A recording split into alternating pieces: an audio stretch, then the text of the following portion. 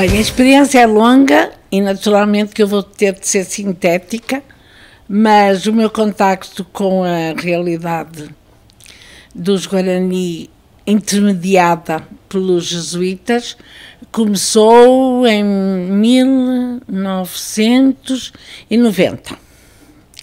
Mas, de facto, eu só desci em Iguaçu para ir à Argentina, depois ao Paraguai e depois ao Brasil para visitar os vestígios e as ruínas em 1999. Isto é, eu durante 9 anos preparei-me teoricamente e depois é que fiz a viagem. Fiz uma viagem de 1 mês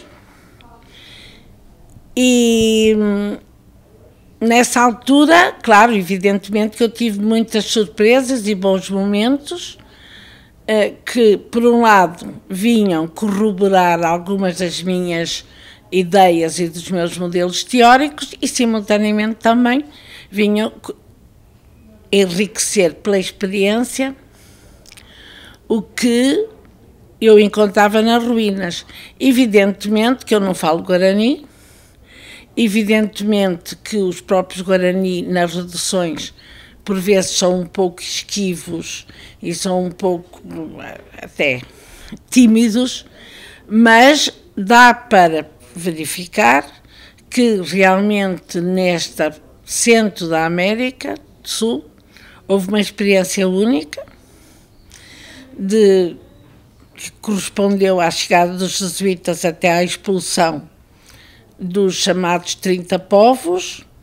É importante chamar a atenção que os 30 povos, no caso das reduções chamadas do Paraguai, ocupavam a superfície atual da França, o que é realmente uma superfície grande. A França é o grande país europeu em extensão, e que aí ocorreu um encontro, talvez às vezes sobressaltado, talvez às vezes difícil, porque eram culturas muito diferentes e nós não vamos poder exigir que os jesuítas fossem mais flexíveis ou mais abertos do que nós até somos hoje. O problema indígena é um problema que continua no Brasil, por isso eu acho que não se pode dizer assim, naquela altura foi tudo harmonia. Não foi, foi bem difícil e havia interesses políticos e económicos. Um dos interesses que eu quero salvar como portuguesa é que os jesuítas faziam um tampão entre Portugal e Espanha. Nós afrontávamos na Ibéria, não é? E já era um problema. Aqui na América do Sul, os jesuítas estavam os espanhóis de um lado, os portugueses do outro e os jesuítas no meio, com as reduções. Isso facilitava que não havia confronto direto. Enquanto isso interessou quer Portugal, quer a Espanha, acharam ótimo que houvesse os jesuítas aqui. Quando deixou de interessar, expulsaram-nos. E os índios, que entretanto tinham aculturados, é que ficaram mesmo muito mal. Os jesuítas saíram, penso eu, com grande tristeza, com grande amargura. O filme A Missão retrata bem esse problema, mas quem ficou mesmo mal foram os abandonados guaranis, que depois iniciaram a chamada Guerra Guaranítica, com muitos problemas, e que depois, quando vieram as outras imigrações, mais tarde, polacos, de alemães, de italianos, eles eram, quer dizer, o que é que acontecia? Vinham para dominar, vinham com os seus interesses, com as suas terras. Então, calculem vocês que muitas terras, como Santo Ângelo, São Miguel, São João Batista, na Argentina, Santo Inácio Mini, foram construídas as casas dessa segunda imigração, porque de facto a primeira imigração foram os jesuítas, foram os primeiros imigrantes nestes territórios, foram construídas com as pedras das ruínas. E por isso é que nós hoje, não é só a questão do tempo, as ruínas existem, não é só porque houve tempo, houve vendavais, houve muitas chuvas tropicais, nada disso, foi que os polacos, os italianos, os portugueses, os espanhóis, todos que puderam, foram buscar as pedras que estavam ali, já talhadinhas, das igrejas jesuíticas, das residências, para fazer as suas próprias casas.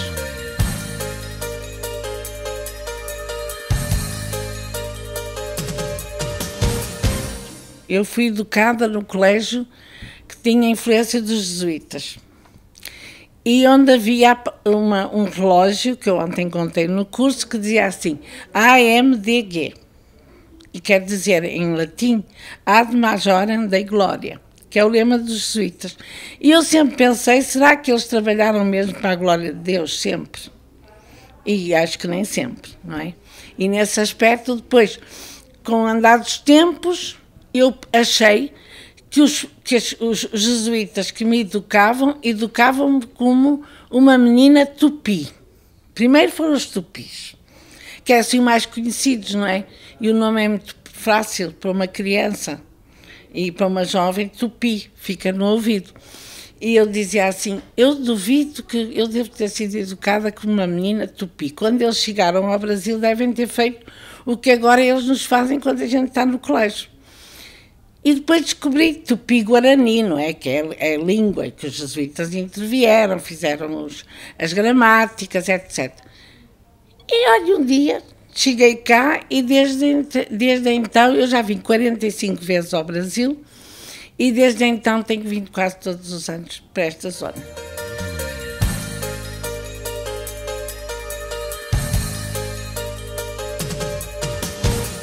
Eu acho que nas missões, que faz parte, não é, do Estado do Rio Grande do Sul, é imensamente presente. O missioneiro é primeiro missioneiro, segundo gaúcho, terceiro brasileiro.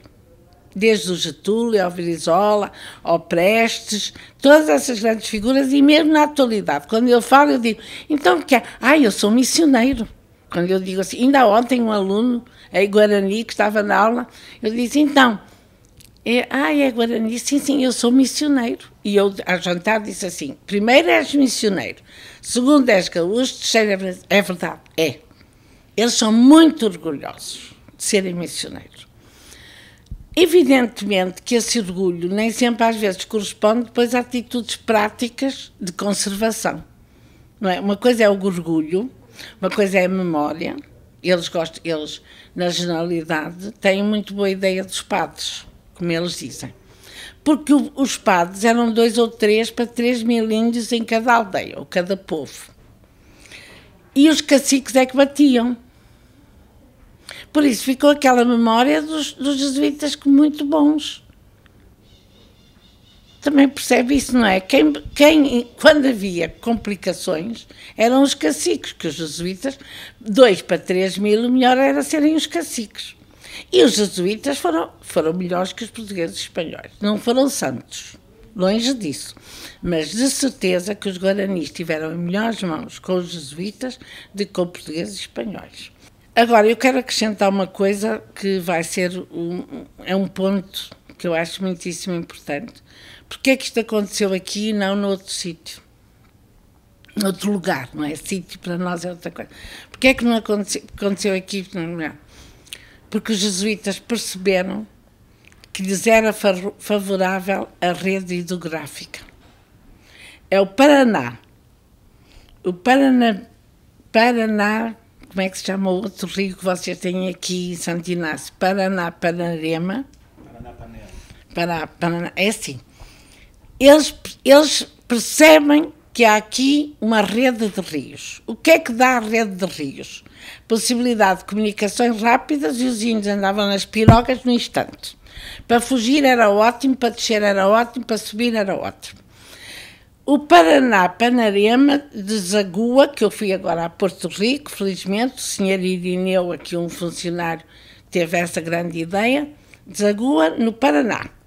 O Paraná, mais adiante, é o Rio da Prata, desagua no Atlântico. Faz o escoamento dos produtos, fazia o escoamento da carne, fazia dos bichos, das vacas, da pecuária, porque eles iniciam a pecuária, ouçam bem, eles iniciam a pecuária. E eles iniciam os vinhos da Argentina. Há até se virem, há até uma marca que eu já vi, já fotografei, não sei se é Missões, se é Missioneiros, se é uma coisa, Missiones, que é um vinho argentino. Eles exportam mate, que o europeu também gostava. Começa a ser... E isso tudo é os rios. Sem rios eles não tinham feito isto. Isso foi de uma agudeza de espírito, porque há muitos arroios. E outra coisa fortíssima que é a Foz do Iguaçu, as cataratas. Já viu o que é para um europeu a força das cataratas? Quer dizer, por isso é que o filme As Missões começa nas cataratas. O grande núcleo simbólico de tudo isto são as cataratas. Para mim. Quer dizer, sem rios e cataratas, dava assim um ar de majestade. Quem explica aquilo? Só Deus. Porque realmente as cataratas, a gente não... Como é que aquilo é possível? Principalmente do lado brasileiro, não é? O lado argentino eu não acho muito bonito, mas o lado brasileiro é uma coisa fabulosa. Mesmo hoje a gente rende-se, não é? Ao Criador, compreende? E eles facilmente diziam assim, olha, Deus que fez estas... Eu imagino, Deus que fez estas cataratas, vocês só pode ter sido o único. Só pode ter sido Deus. E, por outro lado, eu acho que é importante para a identidade, assim como o gaúcho, enquanto parte da sua identidade, no meu entender, nomeadamente o missioneiro, nessa experiência única, Voltaire, ouçam bem, quer dizer, esta experiência deu muitas polémicas na Europa, mas Karl Marx disse que o único momento em que tinha havido comunismo na Terra tinha sido nas reduções jesuíticas do Paraguai. Por conseguinte, eu acho que era importantíssimo que a nível das crianças, a nível dos jovens, se fomentasse um respeito muito grande para esta memória e este património. Porque, quer dizer, há realmente os polacos, há realmente os italianos, há os portugueses, há os espanhóis, há os italianos, mas também os jesuítas que vinham, eles vinham muito da Áustria. Para aqui vieram muito da Áustria, vieram também de Portugal, Espanha, naturalmente, mas vinham da Alemanha.